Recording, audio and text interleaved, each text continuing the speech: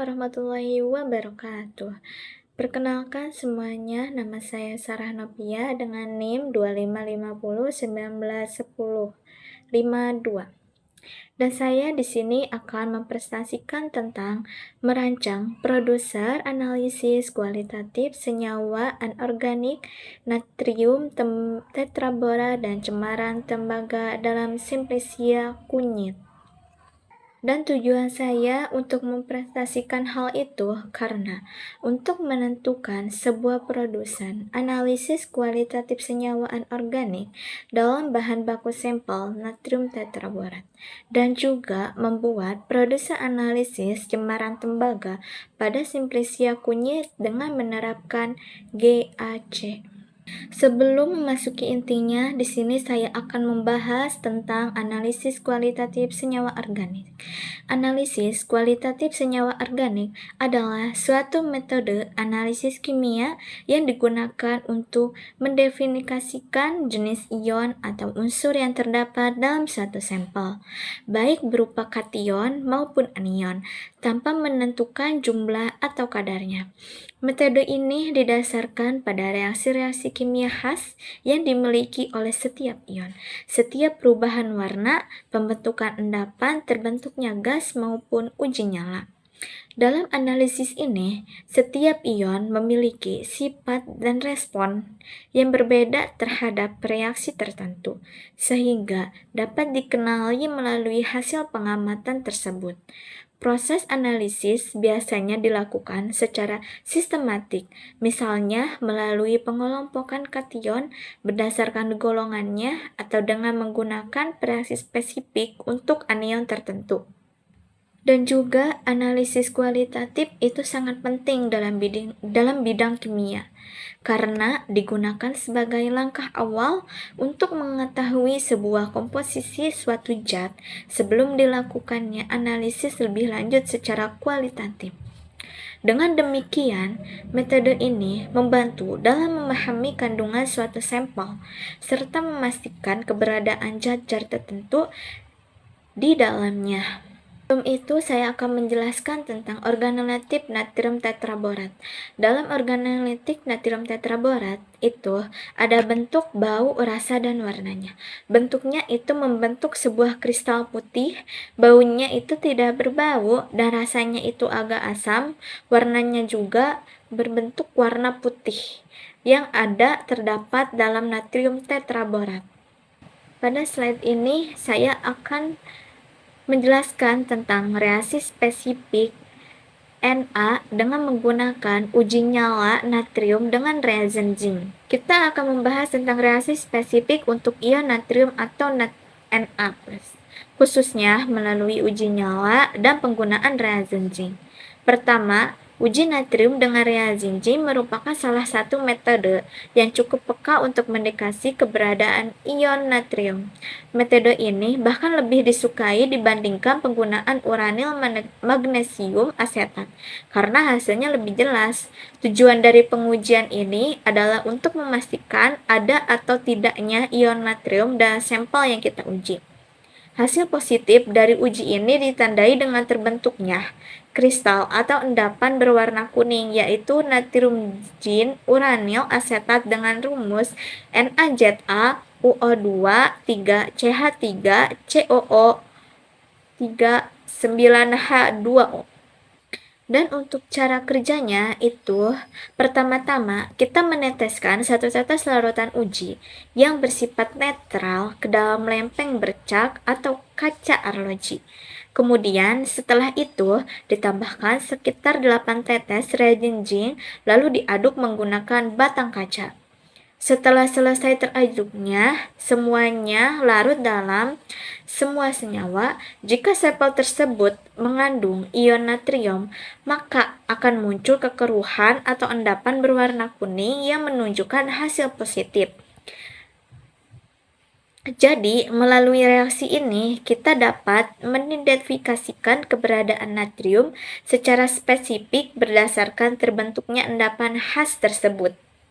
Di sini saya akan menjelaskan tentang reaksi spesifik pada ion tetraborat atau boraks, melibatkan penggunaan asam kuat seperti asam sulfat, H2SO4 pekat atau asam klorida yaitu HCl pekat. Pada kondisi dingin, reaksi ini sebenarnya sudah membebaskan asam oktoborat H3BO3, namun secara visual tidak terjadi perubahan yang bisa dilihat oleh mata. Perubahan baru akan terlihat secara signifikan setelah dilakukan pemanasan, di mana asam borat akan dilepaskan dalam bentuk asam putih. Jika kita menggunakan asam klorida pekat yang ditambahkan ke larutan boraks pekat, asam boraks tersebut akan mengendap. Berikut adalah persamaan reaksinya. NaB4O ditambah H2SO4 ditambah H5H2O menjadi 4H, BO4 ditambah 2Na plus ditambah SONA2, B2O ditambah 2HC1 ditambah 5H2O menjadi 4H, BO1 ditambah 2Na ditambah 2Cl-.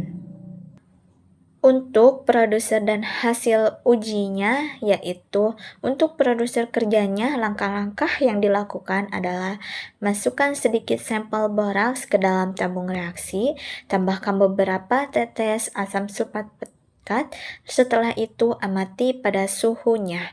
Hasilnya tidak tampak reaksi yang jelas. Setelah itu, lakukan pemanasan pada tabung reaksi secara perlahan. Dari hasil pengamatan akhir menunjukkan bahwa setelah dipanaskan akan muncul asap putih yang merupakan uap dari asam borat.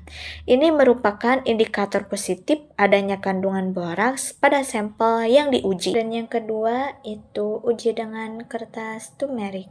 Uji kertas kunyit turmerik jika sehelai kertas kunyit dicelupkan ke dalam larutan suatu boraks yang diasamkan dengan asam klorida encer, lalu dikeringkan pada 100 derajat. Kertas ini menjadi coklat kemerahan.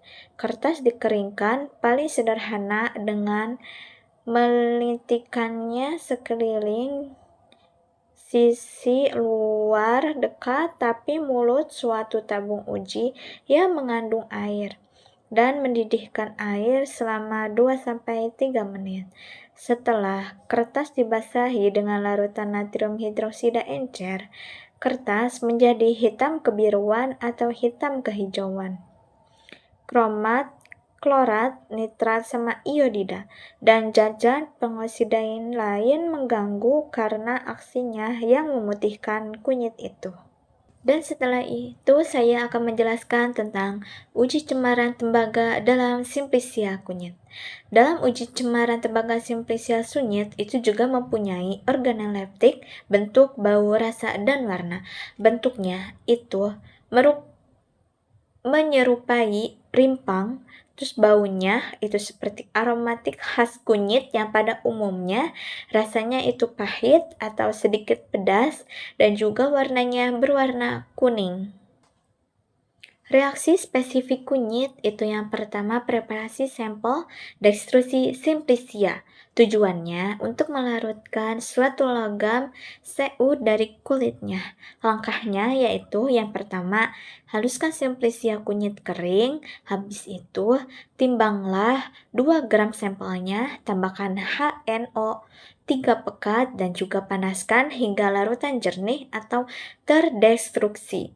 Lalu dinginkan, setelah didinginkan lalu encerkan dengan aquades.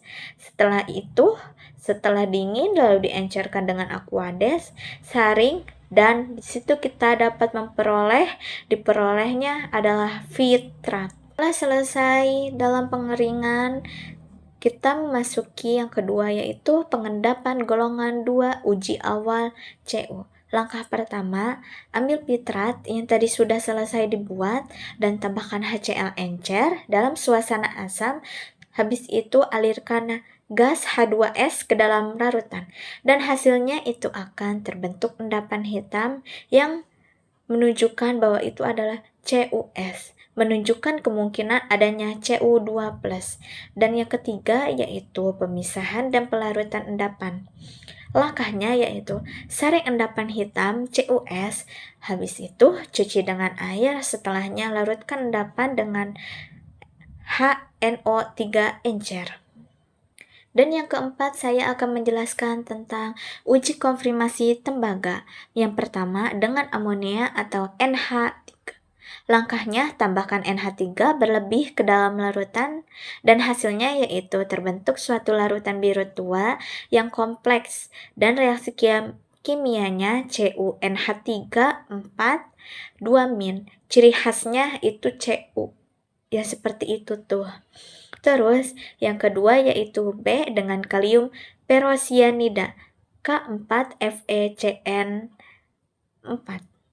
Langkahnya yaitu tambahkan pereaksi kunyit dan tambahkan kalium perosianida yang hasilnya itu akan menjadi endapan coklat kemerahan. Nah, karena itu adanya konfirmasi adanya Cu. Kesimpulannya dalam analisis kualitatif adalah analisis kuantitatif senyawa organik merupakan metode untuk mendefinisikan jenis ion dalam suatu sampel berdasarkan reaksi kimia khas seperti perubahan warna, pembentukan endapan, gas, dan uji nyala. Metode ini tidak menentukan kadar zat, tetapi hanya memastikan keberadaannya. Oleh karena itu, analisis kualitatif sangat penting sebagai tahap awal dalam mengetahui komposisi suatu sampel sebelum dilakukan analisis lebih lanjut secara kualitatif. Dan kesimpulan Na2B4O7 itu saat ditambahkan sampel positif Na4BO27 jika yaitu nyala kuning berarti membentuk Na+ dan nyala hijau membentuk borat. Dan kurkumin merah yaitu akan menjadi konfirmasinya menjadi borak. Dan kesimpulan Cu yaitu endapan hitam CuS dan warna biru tua dengan NH4, endapan coklat dengan K4FeCN2. Terdapat cemaran tembaga dalam kunyit. Terima kasih yang telah menyaksikan presentasi saya. Maaf jika ada kelalaian dalam menyampaikan karena saya masih dalam tahap belajar. Wassalamualaikum warahmatullahi wabarakatuh.